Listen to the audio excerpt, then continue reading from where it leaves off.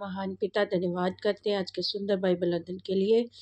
खुदावन हर एक के जीवन में बरकत दे प्रभु, हर एक को आशीष कर पिता। ये वचन हर एक के जीवन में आशीष दे प्रभु। सारी आदर महिमा जलाल आपके नाम को देते हैं, यीशु नाम से मांगते हैं, आमीन। हम पढ़ेंगे निर्गमन की किताब 8 अध्याय, मेंढकों का आक्रमण। तब यहोवा ने फिर मूसा से कहा, फिरौन के पास जाकर कह, यहोवा तुझसे इस प्रकार कहता है, मेरी प्रजा के लोगों को जाने दे, जिससे वे मेरी उपासना करें। परंतु यदि उन्हें तू जाने ना देगा तो सुन, मैं मेंढक बेचकर तेरे सारे देश को हानि पहुंचाने वाला हूँ। और नील नदी मेंढकों से भर जाएगी, और तेरे भवन में, तेरे बिछौने पर, तेरे कर्मचारियों के घरों में, तेरी प्रजा पर, वरन तेरे तंदूरों और कठौतियों पर भी वे चढ़ आएंगे। और तुझ पर और तेरी प्रजा और तेरे कर्मचारियों सभी पर मेंढक चढ़ जाएंगे। फिर यहोवा ने मूसा को आज्ञा दी, हारून से कह दे, नदियों, नहरों, झीलों के ऊपर लाठी के साथ अपना हाथ बढ़ाकर मेंढकों को मिस्र देश पर चला ले आए। तब हारून ने मिस्र के जलाशयों के ऊपर अपना हाथ बढ़ाया, मेंढकों ने मिस्र देश पर चढ़कर उसे छा लिया। और जादूगर भी अपने तंत्र मंत्रों से उसी प्रकार मिस्र देश पर मेंढक चढ़ा ले आए। तब फिरौन ने मूसा और हारून को बुलवाकर कहा, यहोवा से विनती करो कि वे मेंढकों को मुझसे, मेरी प्रजा से दूर करें। मैं इस्राएली लोगों को जाने दूंगा, जिससे वे यहोवा के लिए बलिदान करें।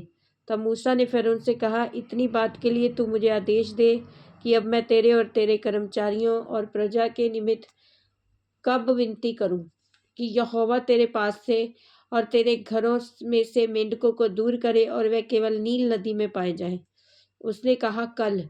उसने कहा, तेरे वचन के अनुसार होगा, जिससे तुझे ये ज्ञात हो जाए कि हमारे परमेश्वर यहोवा के तुल्य कोई दूसरा नहीं है। और मेंढक तेरे पास से और तेरे घरों में से और तेरे कर्मचारियों प्रजा के पास से दूर होकर केवल नील नदी में ही रहेंगे।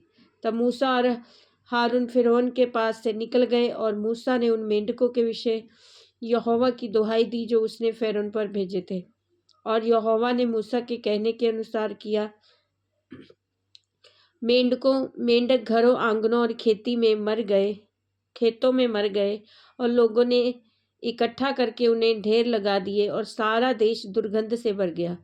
परंतु जब फिरौन ने देखा अब आराम मिला है, तब यहोवा के कहने के अनुसार उसने फिर अपने मन को कठोर किया और उनकी ना सुनी।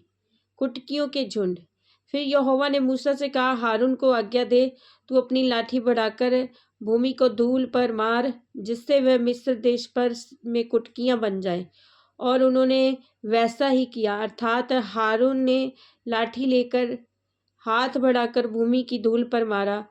तब मनुष्य और पशु दोनों पर कुटकियां हो गई, वरन सारे देश में भूमि की धूल कुटकियां बन गई। तब जादूगरों ने चाहा कि अपने तंत्र मंत्र के बल से हम भी कुटकियां ले आएं, परंतु ये उनसे ना हो सका। इस प्रकार मनुष्य और पशुओं दोनों पर कुटकियां बनी ही रही। तब जादूगरों ने फिरौन से कहा, ये तो परमेश्वर के हाथ का काम है।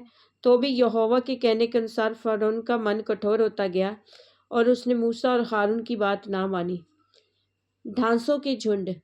फिर यहोवा ने मूसा से कहा, सवेरे उठकर फिरौन के सामने खड़ा होना, वह तो जल की ओर आएगा। उससे कहना, यहोवा तुझसे यूं कहता है, मेरी प्रजा के लोगों को जाने दे कि वह मेरी उपासना करें।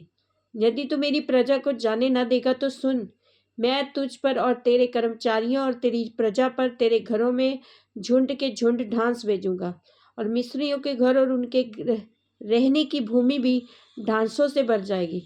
उस दिन मैं गोशेन देश को, जिसमें मेरी प्रजा रहती है, अलग करूंगा, और उनमें ढांसों के झुंड ना होंगे, जिससे तू जान ले कि पृथ्वी के बीच मैं ही यहोवा हूँ। और मैं अपनी प्रजा और तेरी प्रजा में अंतर ठहराऊंगा। ये चिन्ह कल होगा। और यहोवा ने वैसा ही किया। फिरौन के भवन और उसके कर्मचारियों के घरों में सारे मिस्र देश में ढांसों के झुंड ही झुंड भर गए, और ढांसों के ढांसों के मारे बहुत देश नष्ट हो गए। तब वह देश नष्ट हुआ, और फिरौन ने मूसा और हारून को बुलवाकर कहा, तुम जाकर अपने परमेश्वर के लिए इसी देश में बलिदान करो। मूसा ने कहा, ऐसा करना उचित नहीं, क्योंकि हम अपने परमेश्वर यहोवा के लिए मिस्रियों की घृणित वस्तु बलिदान करेंगे। यदि हम मिस्रियों के देखते ही उनकी घृणित वस्तु बलिदान करें, तो क्या वे हम पर पथराव ना करेंगे? हम जंगल में 3 दिन के मार्ग पर जाकर अपने परमेश्वर यहोवा के लिए जैसा वह हमसे कहेगा वैसा ही बलिदान करेंगे। फ़िरौन ने कहा, मैं तुमको जंगल में जाने दूंगा। तुम अपने परमेश्वर यहोवा के लिए जंगल में बलिदान करो, केवल बहुत दूर ना जाना, मेरे लिए विनती करो। तब मूसा ने कहा, सुन, मैं तेरे पास से बाहर जाकर यहोवा से विनती करूंगा कि ढांसों के झुंड तेरे और तेरे कर्मचारियों और प्रजा के पास से कल ही दूर हों। पर फ़िरौन आगे को कपट करके हमें यहोवा के लिए बलिदान करने को जाने देने के लिए मना न करे। अतः मूसा ने फ़िरौन के पास जाकर यहोवा से बाहर जाकर यहोवा से विनती की। यहोवा ने मूसा के कहे अनुसार ढांसों के झुंडों को फ़िरौन और उसके कर्मचारियों, उसकी प्रजा से दूर किया, यहाँ तक कि एक भी ना रहा।